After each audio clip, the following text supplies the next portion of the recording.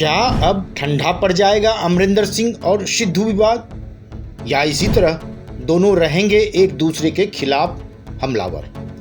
Committee के सामने पेशी को लेकर खुलकर नहीं बोले अमरिंदर, पर पत्नियों के विवाद में उतरने से विवाद ठंडा पड़ना मुश्किल।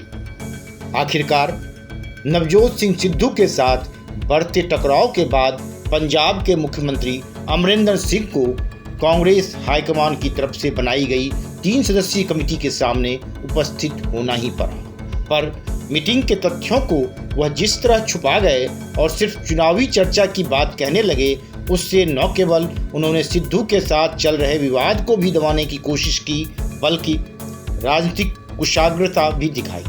पर सिद्धू के साथ जिस तरह उनका विवाद खुलकर सामने आया है, उसको न तो वह अब छिपा सकते हैं और न ही दबा सकते हैं, क्योंकि यह लड़ाई अब अमरिंदर सिंह और सिद्धू के बीच की ही लड़ाई नहीं रह गई है, बल्कि दोनों की पत्नियां भी इस विवाद में कूद गई और खुलकर एक दूसरे के खिलाफ बयानबाजी कर रही हैं। इसलिए आने वाले दिनों में पंजाब के राजनीतिक गलियारों में विवाद न दिखें, इससे बिल्कुल भी इनकार नहीं किया जा सकता है। कांग्रेस हाईकमान द्वारा गठित कमेटी के साथ बैठक के बाद अमरिंदर सिंह ने क्या कहा, इसकी चर्चा फिर करेंगे। आइए पहले आपको बताते हैं कि दोनों नेताओं की पत्नियां किस तरह एक दूसरे के प्रति हमलावर बनी हैं और उन्होंने किस तरह की बयानबाजी कर इस राजनीतिक ड्रामे को हवाबाजी देने की कोशिश की है। दरअसल पहले इस मामले में बयानबाजी कैप्टन अमरिंदर सिंह की पत्नी व लोकसभा सांसद परनीत कौर की तरफ से की गई है।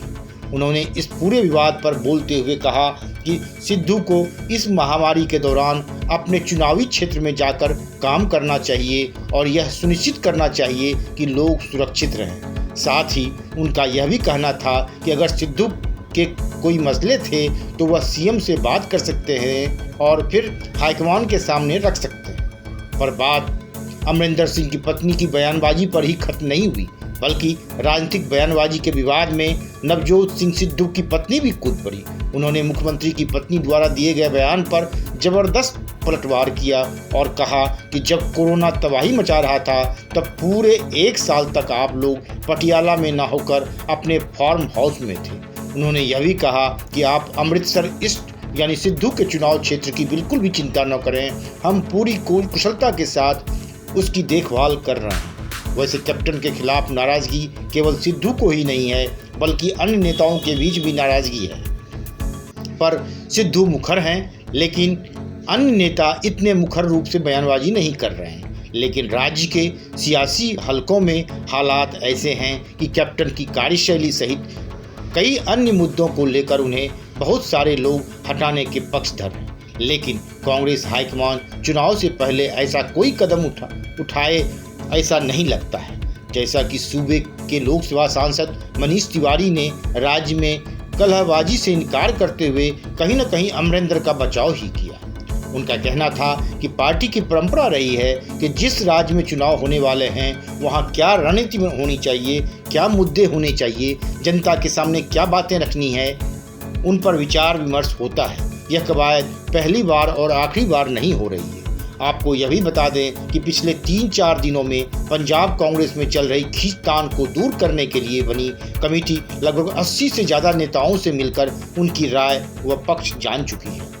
इनमें विधायकों के अलावा सांसद भी शामिल रहे। इसी क्रम में मुख्यमंत्री कैप्टन अमरिंदर सिंह शुक्रवार को 3 सदस्यीय कमेटी के सामने पेश हुए। इस कमेटी के सदस्य मल्लिकार्जुन खड़गे, जयप्रकाश अग्रवाल और हरीश रावत शामिल हैं। मुख्यमंत्री कैप्टन अमरिंदर सिंह ने कमेटी के सामने करीब 2 घंटे तक अपनी बात रखी। हालांकि जब वह मीटिंग के बाहर निकले तो उन्होंने सिद्धू के साथ विवाद को लेकर कुछ भी नहीं कहा, बल्कि इतना भर कहा कि ये चर्चाएं पंजाब में अगले साल होने वाले विधानसभा चुनाव की तैयारियों के सिलसिले में हो रही हैं। पर उन्होंने इस पर विस्तार से टिप्पणी देने के बजाय यह कहा कि यह पार्टी का आंतरिक मामला है और आंतरिक चर्चा का कोई जिक्र नहीं किया जा सकता। कमेटी से जो विचार विमर्श हुआ उसे सार्वजनिक नहीं किया जा सकता है। 6 माह के बाद पंजाब में इलेक्शन होने हैं, उस पर विचार हुआ है। खैर, अमरिंदर सिंह ने भले ही कमेटी के सामने पेशी के दौरान क्या बातचीत हुई उस संबंध में खुलकर बात नहीं की हो, पर आने वाले दिनों में इस मामले की सच्चाई तो सामने आ ही जाएगी। Bureau report, one day matrix.